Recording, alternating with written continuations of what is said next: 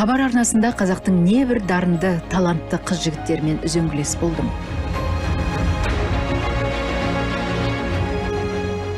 Қоғамымызға еңбегі сіңген талай майталмандардың өмір жолына үңіліп сұхбат алдым. Сол бағытымнан таймай, дәл қазір өмір атты аса өзеннің арнасымен студияға кірмекшімін. Бүгінгі кейіпкерімнің өмір өрнегі қандай? Ол қандай жан? Шуағын аямай шашып төгіп жүретін жан. Нағыз кәсіби диктор. Әлемнің ең бірінші сұлуы. Шолпан апайдың үздік шәкірттерінің бірі. Құт берекең атаң қымбат, мейірімді анаң қымбат, туып өскен елің қымбат, өзің сүйген жар қымбат. Өнегелі өмірдің сырлары қымбат, ғибратты ғұмырдың жұмбағы қымбат. Біз үшін әрине қазақ телевизиясының қымбаты қымбат. Олай болса, Хабар телеарнасының жаңа жобасы «Өмір өрнегі» бағдарламасының ең алғашқы қонағы белгілі тележүргізуші, журналист, Қазақстан Республикасының журналистер одағының лауреаты, Үркер сыйлығының иегері қымбат Досжанды қошеметпен қарсы алайық ағайын. Қымбат, қуаныштымын, қош келдің. Рахмет. Сенің құрметіңе. Ұлым Нұрсұлтан. Көз алдымызда өскен бала. Келе ғой. Қадірлі көрермен, бүгінгі өмір өрнегі деп аталатын хабарды Хабар агенттігінің 30 жылдығы аталып жатқан күнде, туған күнімізде ашып отырмыз. Сол біздің әріптестерімізге де осы Хабар агенттігінен түлеп ұшқан барлық әріптестеріме қол соғып қойсақ. Досжановтар отбасы, көп балалы отбасы. Бүгін біз студиямызға бөтен жақтан қонақ шақырған жоқпыз. Студиямыз толып кетті. Бәріміз келсек, бұдан да толып кетермеді. Алматыдан 2 сіңілім келе алмай қалды. Енді біз туыстардан бастадық қой. Әрине, бәрінің бір сұрағы, қымбат Досжанның балалық шағы отбасы. Қандай отбасынан шыққан талантты қыз деп сұрақты қойып отыр мінекей көрермен. Ата-анамыздың Асқар Тоқпанов ұстазым айтқандай махаббатынан туған ол қыздарымыз. Барлығы да білімді, талантты, әдемі. Әкеміз Қызылордада талай жаңа түскен келіннің бетін ашқан, беті шаршы жігіт болған. Болған дейтініміз, енді біз бала кезімізде де әкеміздің бет ашқан сәттерін біз өзіміз мектепте оқып жүрген кезде көрдік. Одан кейін бет ашатын ең үлкен ағамыз 59 жылы туған еді, Серік. Мықты беті шаршы болды. Серіктен кейін Қайратты өмірден өтіп кетті Серік ағамыз да. Анамыз Қызылорда медицина училищесін оқып, бірақ 19 жасында әкеміз екеуі үйге, шешем жалғыз, қасына Серік боласың, маған үйлен деп жатыр деп, әкем 21-де, мамамыз 19 жаста, екеуі бас қосқан екен. Содан 10 баланы дүниеге әкелген, 12 құрсақ көтерген Алмагүл Қожахмет қызы, ол да дүниеден өтіп кетті. Қазір суреттерде көрсетіп жатырған екен. Және бауырлары бір-біріне өте қатты ұқсайды. Досжан отбасының барлығы бір-біріне ұқсайды. Бала кезінде қымбаттың есімі қандай еді? Қымбатке айтайын ба? Айта бермейін, жасыратын ештеңе жоқ. Тік мінез ғой. Сол ағамның бір айтқандарын істемей қою мүмкін арасында. Жаңа Серік ағамыз. Сондағы айтатын сөзі ғой. Ой, сыған қыз деп. Сыған қыз дейді. Суретте де көрдіңіздер ғой, шашы майда-майда, бюро. Осы сыған қыз дейтін. Сол ғой есіме түсіп отыр да, кім деп айтатын. Енді мәкеңдер. Қыздардың үлкені мәкең, Манат апай, сіз не айтасыз? Мінезі қандай еді? Қымбаттың мінезі өте қатқылдау еді. Өйткені біз 10 баланың ішінде қымбат 4-ші бала ғой. Біз қорқып тұратынбыз. Өйткені қымбат бір жыласа, оның жылауы 2 сағатқа кем дегенде созылады. Сонда ата-анамыз айтатын, ойбай, соғызға темеңдерші дейтін. Қазір ол тоқтата алмаймыз жылағанын деп. Сондай қатқыл мінезімен, өзіне талапкершілігімен, мен ойлаймын, осындай дәрежеге жетіп отыр деп. бақыттың өзі де сығанға ұқсайды ғой. Қымбатты шашы бұйра, сосын осы қабағын түйіп, оның бір қатты былай жадырап жүргенін көрмейтін біз. Қабағын түйіп, лишь бы мен ешкім жұмсамаса екен деп жүреді ше. Мен үйдің үлкені болғаннан кейін балаларды жұмсаймын. Сонда қымбатқа тапсырма беру өте қиын. Өйткені ол саған я деп те айтпайды, жоқ деп те айтпайды. Мына қазақтар көрпешені үйде бір бұрышқа жинап қояды ғой. Сол көрпешенің үстіне отырады, қолына газет, кітап бәрін қасына жинап алады, бітті. Аны оқып отқаннан кейін біз оған сөйлей алмаймыз. Қабақ деген бұлай, өзің жүргізгендей бағдарламадағы Дара деген есімді мен қымбат сіңіліме айта алар едім. Дарада, сондай даралығы. Қымбаттың ұстазын таптық.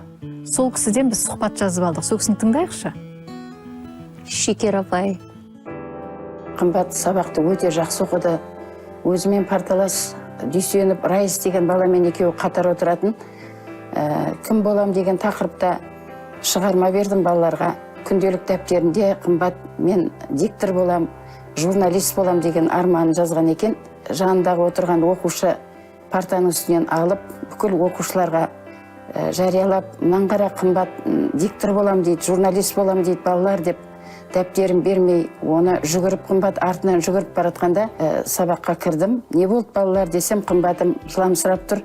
Апай, мына Райыс дәптерімді алып қойды деп. Одан апай, бұл диктор болам дейді, диктор деген кім, директор ма, ректор ма деп балдардың бәрі шулап күліп, қымбатты жылатты. Сонан кейін барып барлығын тынышталдырып отырғызып, балалар диктордың кім екендігін, журналистика болашақ қымбат болмағанда кім болады? Сабақты өте жақсы оқиды, өзі әдемі, өзі сұлу, нағыз диктор болатын біздің қымбат деп, сол жерде балдарға диктордың, журналистиканың қыр-сырының бәрін түсіндіріп, кішкене бағыт беріп жібердім. Қымбат сол 10 класты бітіргеннен кейін өнер университетіне Алматыға барып түсті. Сонда жаңағы емтихан алып отырған мұғалімі таң қалыпты. Сен қандай әдеби шығармалар оқыдың деген сұраққа мен қазақ әдебиетімен бірге шетел әдебиеттерін, Джек Лондонның басқа да шығармаларының барлығын оқыдым ағай дегенде, алып отқан жаңағы емтихан алушы таң қалыпты. Шынымен де сен сондай шығармаларды оқыдың ба деп. Иә ағай, біздің мектептің кітапханасы өте бай. Мен солардың бәрінен сусынданған шәкірттің бірімін деп жаңағы мұғаліміне жауап бердім апай деп мені бір қуантып тастаған. Бұл Шекер апайымыз еді. Бірден диктор болам дедім, е? Бірақ кейін өнер институтын таңдапсың. Осы жерде ұстазың Тілектес ағай отыр, сол кісіге сөз берейікші.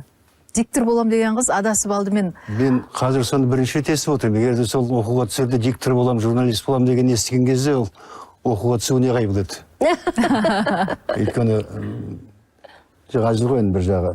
Қымбаттың ең алғашқы ұстазы, үлкен ұстазы, Совет одағының халық әртісі Шолпан Жандарбекова. Сол жаңа 150 баланың ішінен таңдап алу құқы сол кісіде болатын. Шолпан апайдың бір қасиеті, ол жалпы былай туа біткен қасиетіне бөлек, әсіресе қыздардың түр тұлғасына өте қатты көңіл бөлетін. Емтихан сайын жылына 2 рет емтихан тапсырамыз, бүкіл кафедраның мұғалімдері келіп алып, кейде студенттері келеді, сол бәрі тамсанып қашық болып отыратын. Ол Шолпан апайдың қыздары, Шолпан апайдың қыздары, қалай таңдайсыз деп. 7 қыз оқыдыңдар ма сендер бір курс? Иә, 5 қыз бітірдік сосын. Кім қазір біле ма? Әрине. Кісілерді айтып кетсең аттарын. Менен басқасының барлығы Қазақстанның халық артистері. Сахнада. Данагүл Темір Сұлтанова. Гүлжан Қалыбаева, Дина Абдрахманова, Салтанат. Бауыржан Ибрагимов. Біздің курстың старшысы сол Бауыржан болды. Мен комсорг болдым. Шолпан апайдың тағы да бір қасиеті, ол жаңағы түр тұлғасына бөлек тағы да мына тәлім тәрбиесіне, әсіресе қыздардың тағы да басып айтамын, өте қатты көңіл бөлетін. Сахнадан сенің қандай адам екенің, ол баршаға белгілі жай. Білініп тұрады, көрініп тұрады. Сондықтан біз қазақ актрисасы болғаннан кейін, қазақ актері болғаннан кейін, қазақи рухты ең бірінші орынға қоямыз деп осы мәселеге қатты көңіл болатын. Енді оңашада өздерің бір құпиялар болу керек. Мен жоқты айтатынмын. Мен сол кейде аудиторияға кірген бетте бастайтын ал Шолпан апайдың айлары мен күндері барсыңдар ма деп. Бұлар енді кішкене маған, енді ол кезде мен жастауым еркелейді көбіне. Бірақ әйтеуір соның бәріне қарамастан оқу бітіріп шықты ғой. Құдайға шүкір желе қалған ешқайсысы жоқ. Осы мен былтыр ғана білдім. Қымбаттың 2-ші курста диктор болып кеткенін. Қалай білдірмей жүргенін мен өзі айтып қалды да, сосын енді өзі қысылып қалғандай болды. Өйткені бізде ол кезде киноға, теледидарға, дикторлыққа жібермейтін.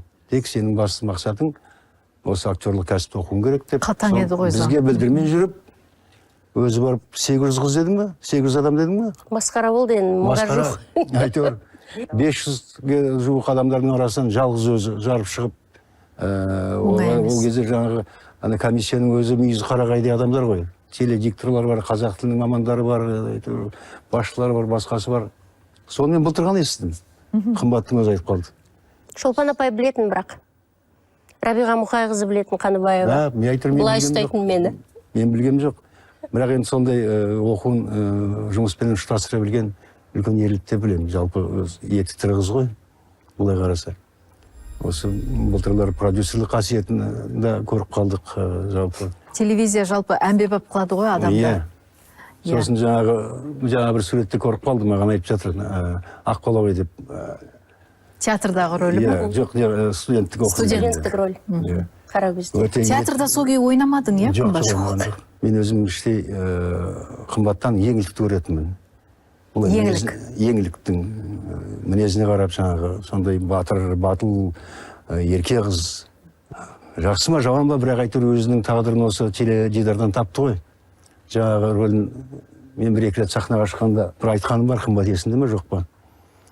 Қарагөз спектакльден үзінді, Аққаланы ойнайды, жеңгесін. Мен едім, қымбат, ақырын, Қарагөздерді басып кетіп жүрмейдір жаңағы. Айтпаса, Қарагөз көрінбей қалады деп. Мен бір жағы әзір, бір жағы шын.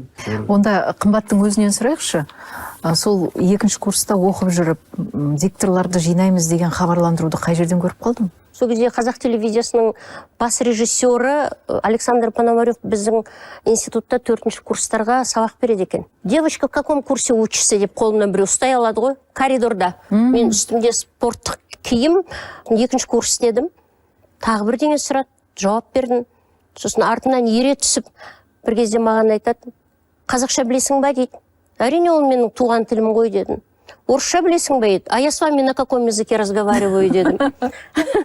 Сөйтіп, артынан ере аудиторияға кірді да, бәрі орындарынан тұрған кезде, ол бажайлап қарап тұрды да, мен орныма отырып жатырмын.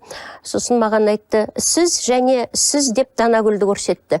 Екеуіңіз маған Мир көшесі 177-ші үйге келіңдер деді. Қашан деп ертең деді. Ертесіне сол бір сабақтың ортасында бір жарты сағатты пайдаланып, сол жаққа келдік. Қарасақ ана жерде дегеніңіз сұмдық адам көп, бір-бірлеп қана кіргізіп, жаңа камераға осылай жазып алып жатыр екен. Сосын біз айттық, қой мен сабақтан қаламыз, кетейік деп тұрған кезде, осы жерде 2-ші курстың жүрген институтынан 2 қыз келу керек еді деп. Ассистент па, айғайлап жүгіріп жүр. Сосын біз дедік қолымызды көтеріп. Тез шақырып жатыр деді. Нөпір адамнан өтіп, кішкентай ғана студияға кірдік, ол кездегі камералар дөу-дөу, ана жерде не жанып тұр, мынадай лампылардан көзім жасаурап кетті. Содан бірінші Данагүл отырды, өзіңді таныстырасың деді, бірдеңе оқисың деді, бізге бірдеңе оқу деген түкте тұрмайды. Мырзалиевтің домбыра туралы өлеңі, соны оқып атсам, налево дейді, басымды былай ұрам, направо дейді, былай ұрам. Сөйтсем ана профиль, анфас бәрін көріп отыр екен ғой. Кейін 1 ай өткеннен кейін ба, қолымда билетім, қыстық каникулға кетейін деп тұрған адам, театр факультетінің деканы, Аман Бекенович Құлбаев. Душанова, телевидениедан Тыныс Өтебаев звондап жатыр деп. Сөйтсем, деканатқа телефон соғып, мені іздеп жатыр екен. Сосын трубканы алсам, дауысы гүр етті. Қымбатсың ба дейді. Тіріліп тұрмын, не айтарымды білмей, я деймін. Ертең телевизияға жет деп сөйдейді. Мен ертең кетіп бара жатырмын ауылға дедім. Сөйтсем, қайда дейді, каникул менде дедім. Сессия біткен кезі ғой. Онда каникулыңа барып кел, сосын телевизияға жет деді.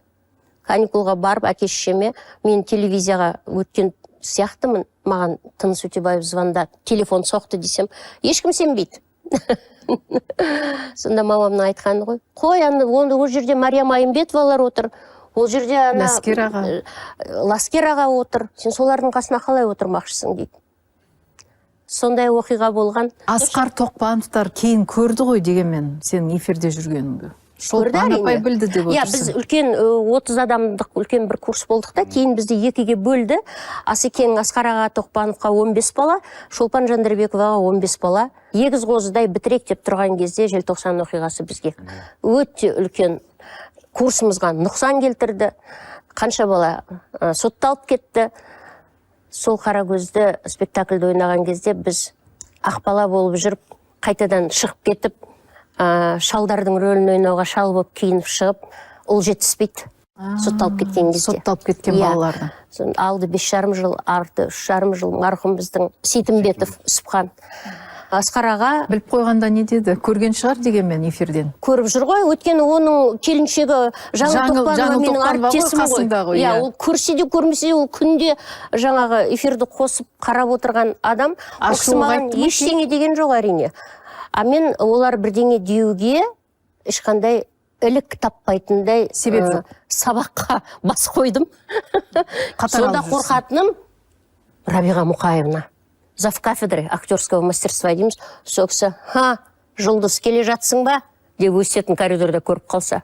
Ленаға сөз берейікші, олай болса, осындай қос тізгінді қолына алып, кішкентайынан үндемей жүріп, барлық жұмысты тып-тип қылып, тап-таза қылып орындап беретін Қымбат жайлы не айтар екен? Мен ылғи айтам, әр сөйлескен сайын Қымбатпенен, әр кездескен сайын мені бір таң қалдырады. Ең бірінші таң қалғаным бұл кісінің әдемілігі. Мына сырт келбеті мен іш келбетінің үйлесімділігі.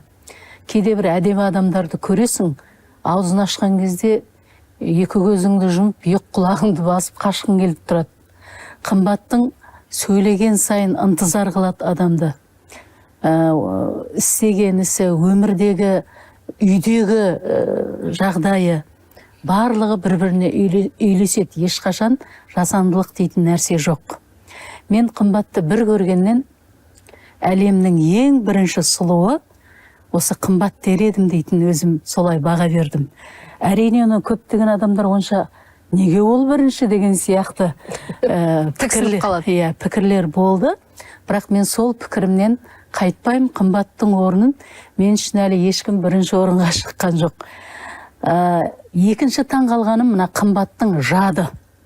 Қымбат, мысалы жаңағы бірінші курстағы, екінші курстағы, тіпті мектептегі дүниелерін, мұғалімдерінің аты жөнін, тіпті анда-санда бір емханаға барғандағы бір медбикенің аты жөнін, түгелімен сағат, минутын жатқа біледі.